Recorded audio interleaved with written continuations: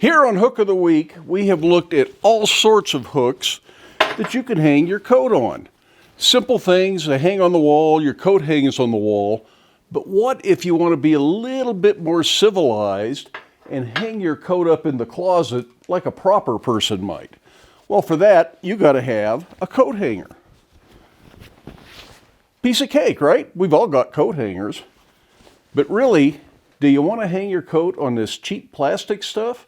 Or maybe you want to make a hanger that you can take a little bit more pride in for hanging your shop coat on. Welcome back to Black Bear Forge. So today on Hook of the Week, I thought we would make something better than one of these cheap plastic or cheap wire coat hangers. We're going to do something forged. And I got some stuff out of the scrap heap. I have a piece of, well, roughly 3/8 or 10 millimeter round bar. There was a big cable bolt, and it's got a head on it, and we're going to make that work for us. And this will be the actual hook part. That's where the Hook of the Week comes in.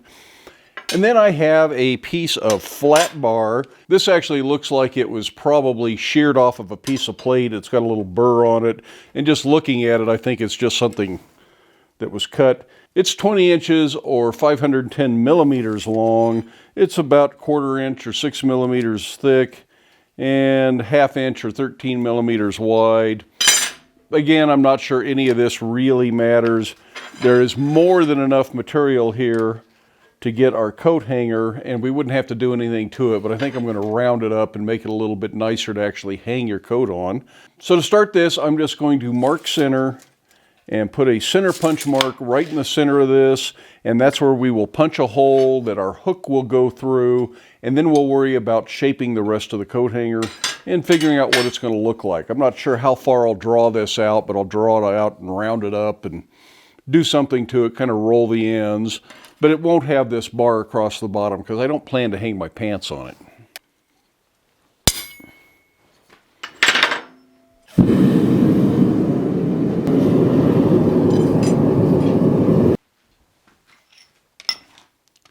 Find our center punch mark there.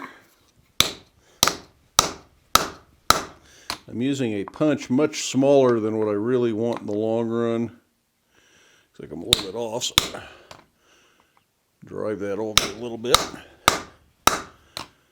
And then we will drift this until we get it big enough to fit that round bar we've got.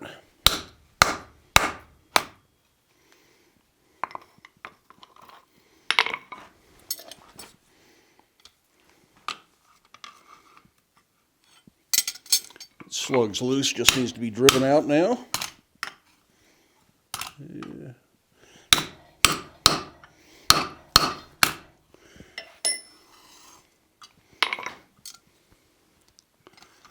And then we'll drift that and make that a little bit bigger. I might upset it a little bit, and that'll help drift it just the way we want to. I don't know if this is real critical for something like this, but that way the drift is going to want to work more on the ends of this instead of widthwise, and that'll save more material in the middle. At least that's my theory. We'll see if it works that way. I'll start drifting this just with one of these hinge eye drifts that I use. Just a simple pin, very easy drift to make.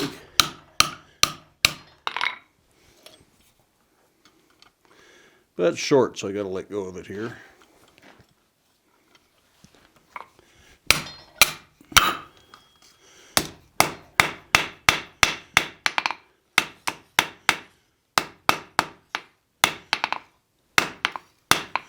Now the question is that big enough for this? It is not, but that's as big as that drift goes. So my choice is I can drill this out and make it perfect, and I'll probably do that in the long run. But I think I'll drive a little bigger drift through there first. I don't have another pin like that that's just that extra tiny bit bigger, so we'll use a tapered drift. Or I suppose I should say punch, because this is actually a punch that I'm going to use to drift this with. I don't need to drive it all the way through. But I will go from both sides because it's tapered. that should be plenty big enough to hold our bar now. And it is. So that'll allow that hook to swivel. If you don't want your hook to swivel, do it differently, but a lot of coat hangers have a swivel, and I thought that might be an interesting idea. Next thing I want to do is I want to draw these ends out just a little bit and round them up some.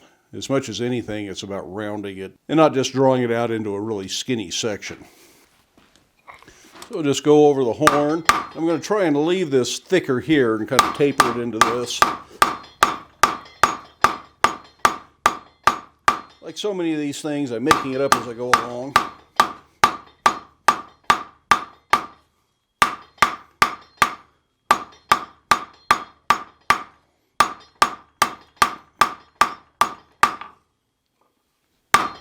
Let's even it up here.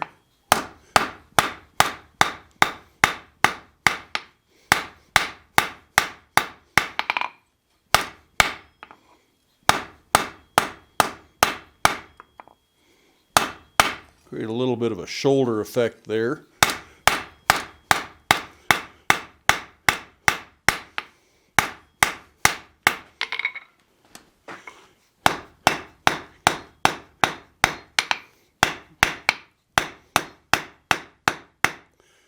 I think we'll taper the end out a little. Now I don't want any sharp points, little tiny fishtail scrolls or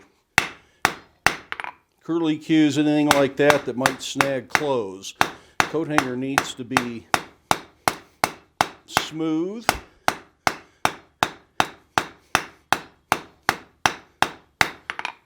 Of course, it's just your shop coat. It may not be such a big deal, but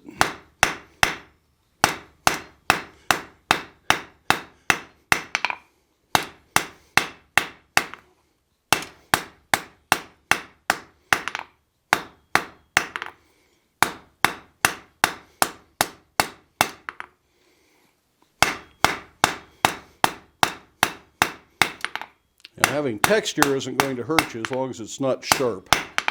So some hammer marks in here that show that it was forged aren't really objectionable, although I wouldn't just gratuitously beat it up. Putting a heavy bevel on this, but still leaving flats. It's not going to be perfectly round.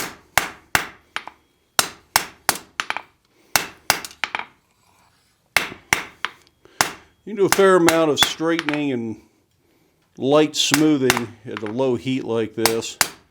Just don't try to do any big forging. I think that's about all I want. I'm going to go to the grinder real quick and grind a nice smooth round end on that just to make sure it's not snaggy.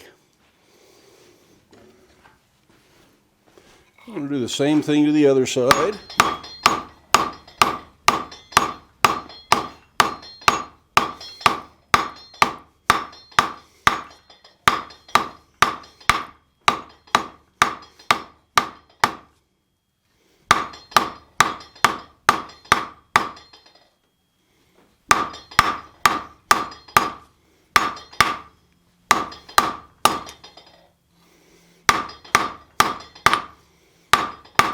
Back up to the face to straighten it and refine it.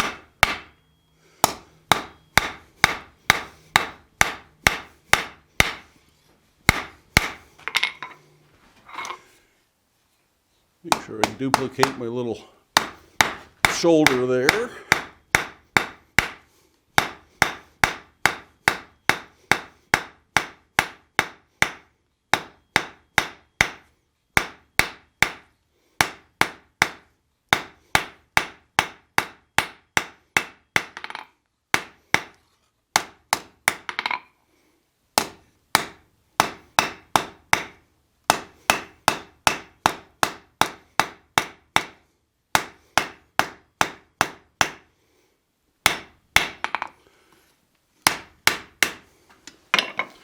Now, one thing we want to make sure is that both of these are the same length here, 12.5 inches. This one currently looks like 12. So by the time I'm done rounding it up, it's going to be pretty close. I just want to kind of clean this up a little bit, round it, and we'll see if we end up at the right length.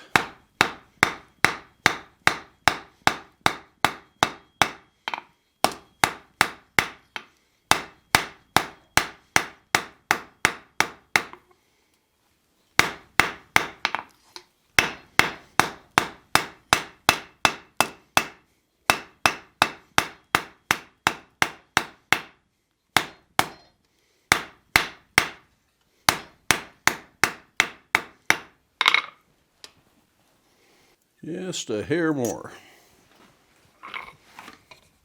And I'm just looking for thick spots and lumps that I can work in. With a little bit of that, we'll probably get that last bit of drawing out we need.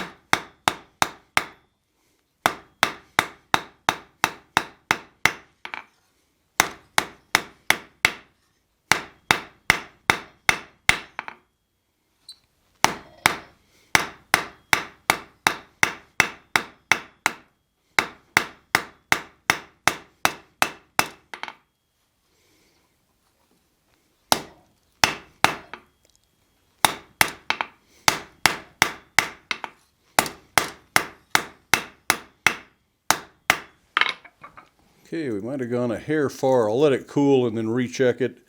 It's going to be real close. And since I need to grind this end around, I can fix it just by grinding an 1/8 inch off if I need to. But we'll let it cool to do that, and let's work on the hook part.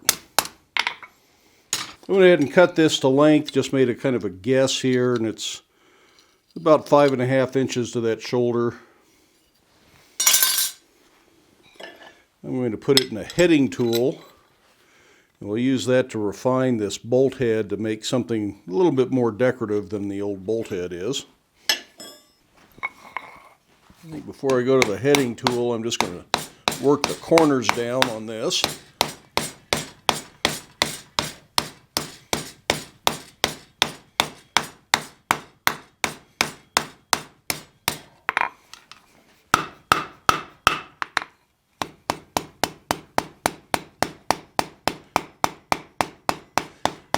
Makes it kind of ugly to start with, but I think in the long run we'll end up with something we like.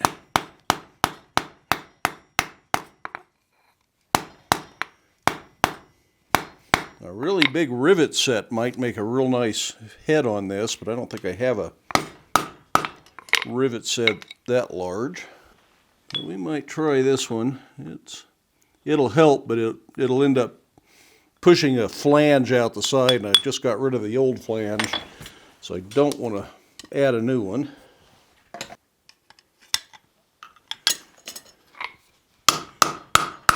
Set that shoulder and just very lightly use this.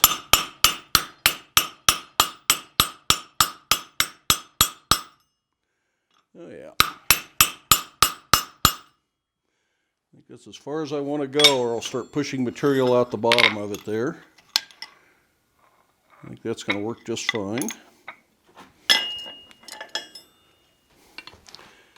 That will then drop in there and allow our coat hanger to pivot, just in case you need to hang it sideways on something. So the next thing, I'm going to go ahead and shape this into a hook, and this will just end up being a 2-piece coat hanger, which does mean this could fall out, but I think it's not a real big risk.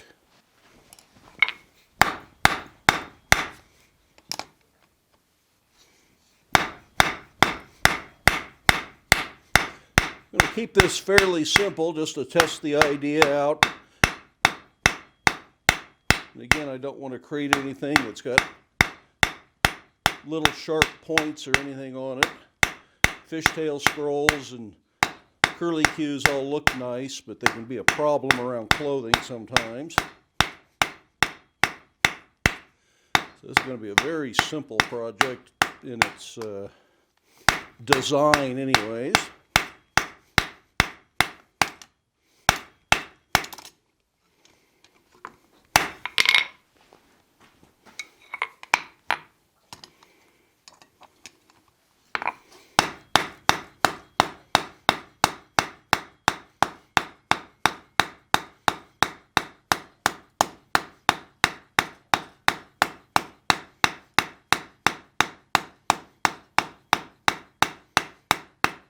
Just a very light taper on this, just to make it look more graceful, but not enough to create that point that causes a problem.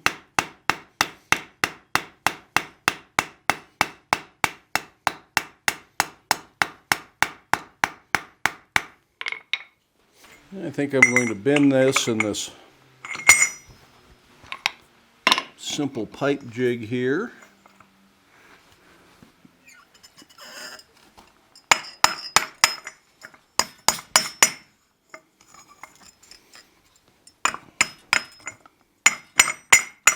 This may be a little bit larger hook than we need.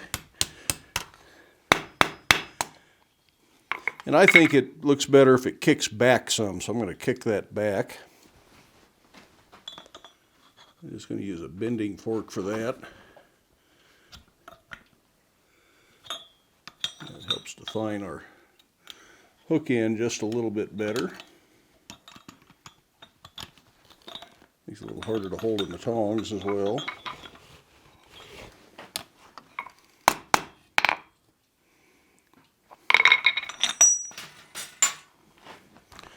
Let's go to this thing. I know this isn't a tool everybody has, but boy is it a problem solver sometimes. Most of this could be done over the horn of the anvil if you don't have things like this little cone mandrel. Now the question is, can we still get that into our coat hanger? And we can.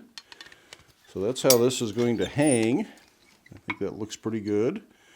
Hopefully I left enough space here to get that on a closet rod. I think I did. If not, you can come back to the shop and fix it, because it'll come back apart again.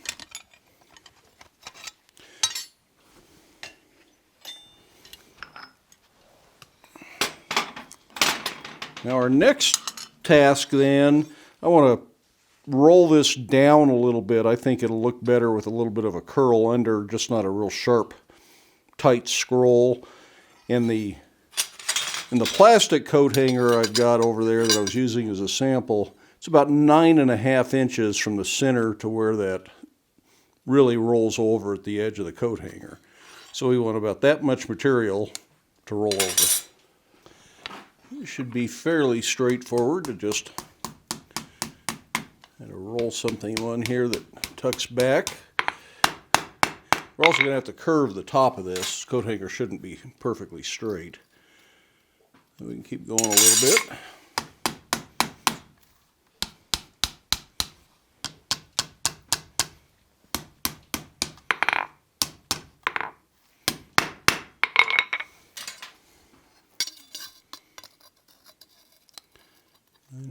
I think that's just what we want there.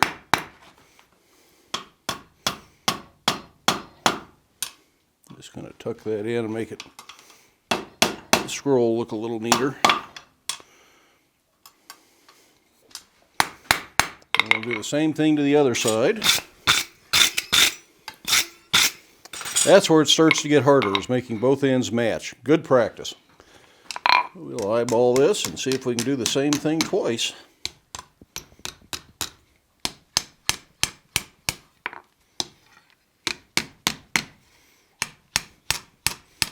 You can certainly trace the first one to make sure the second one looks just like it.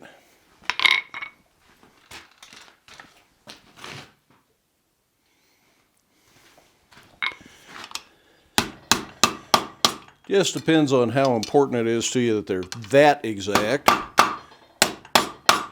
Do the best you can, and doing it by eye is really a good skill developer.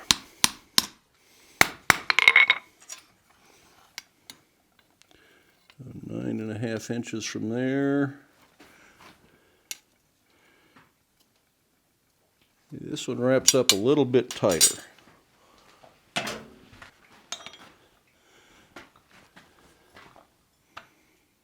just unwrap that just a little bit there.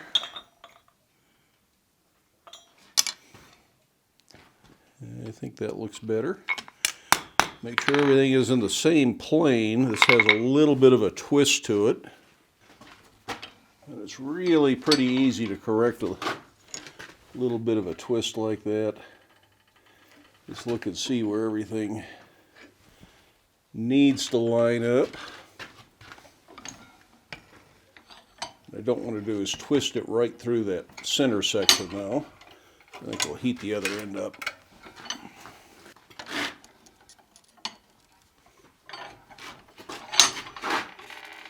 This isn't enough twisting that it's ever going to show in the flats on this. Way more important they're in the same plane. Do a little bit cold down there. I think we're good.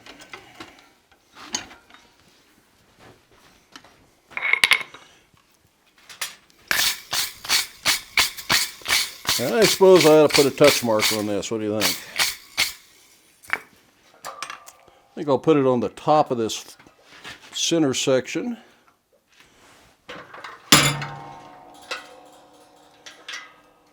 I'll put half on each side. That's why my touch marks aren't attached, is because sometimes I don't put them in the same configuration just because there's not room.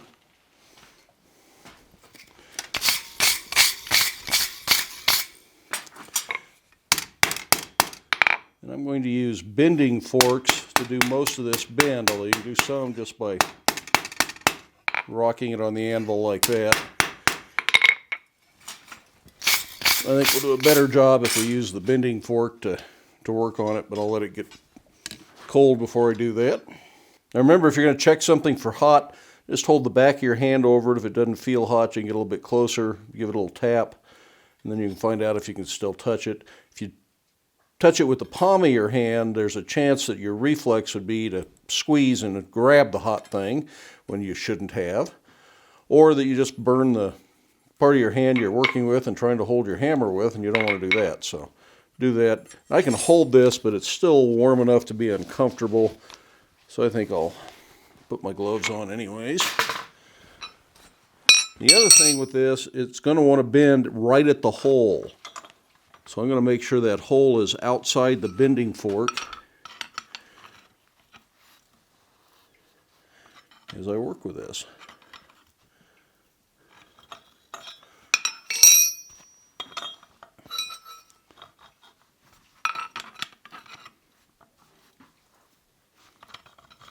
There's probably a perfect formula for what this curve ought to be, but I'm not sure what it is. The commercial hanger is just straight across there, but by the time it gets down here, it's a little bit lower, so I think I'm going to bend this a little bit more right up at the top.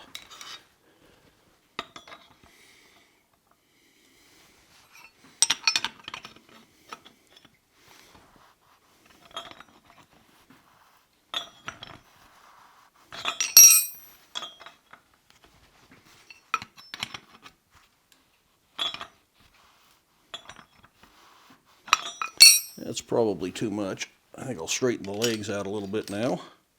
Boy, it's not way too much though.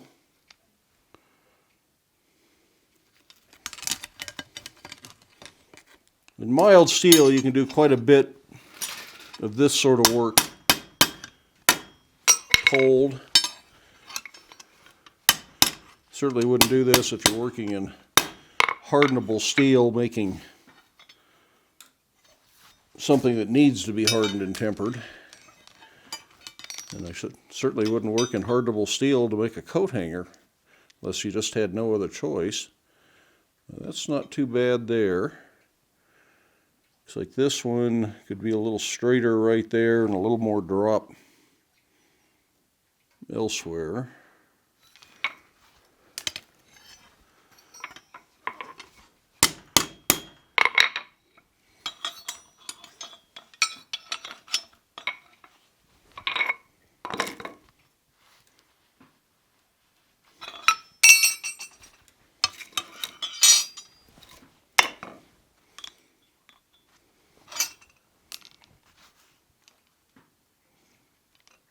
Again, I don't think there's a magic formula here. Coat hangers are all a little bit different anyway, so I think we're going to call that one good. I'm going to get it warm again and go ahead and put some paste wax on there, melt that in while it's hot. Well, after that had cooled and I'd put the wax on it, I put the hook in and just looked at it to see if it hangs level, and it was a little off, so I did just a little bit more tweaking. But now it seems to hang level, and if you bring it straight down, it contacts the bench at the same time on both ends, so I think that's going to be a pretty good little coat hanger. Let's put a coat on it and see what it thinks.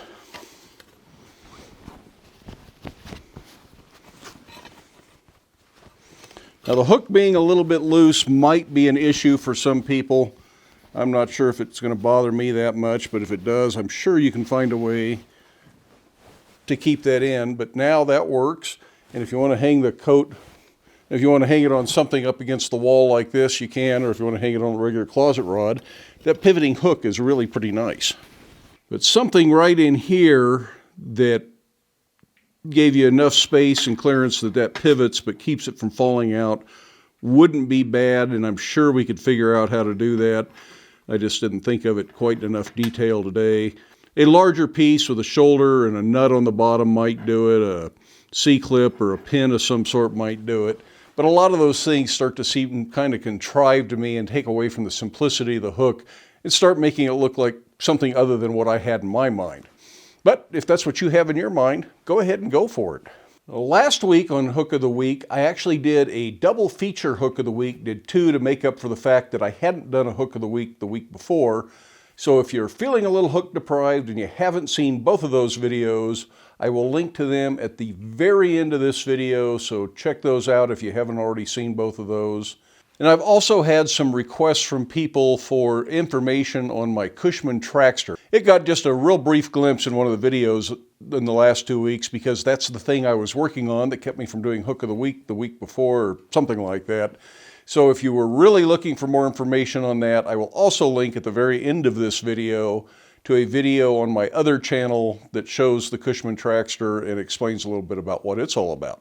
But that is all I've got for today, so I hope you enjoyed the video. Give it a thumbs up if you did. If you haven't done so already, I would love it if you hit that subscribe button down there. Feel free to stick around, watch a few of the other videos, share the videos with your friends. If you'd like to provide financial support for the videos here at Black Bear Forge, there are links in the video description for both PayPal and Patreon.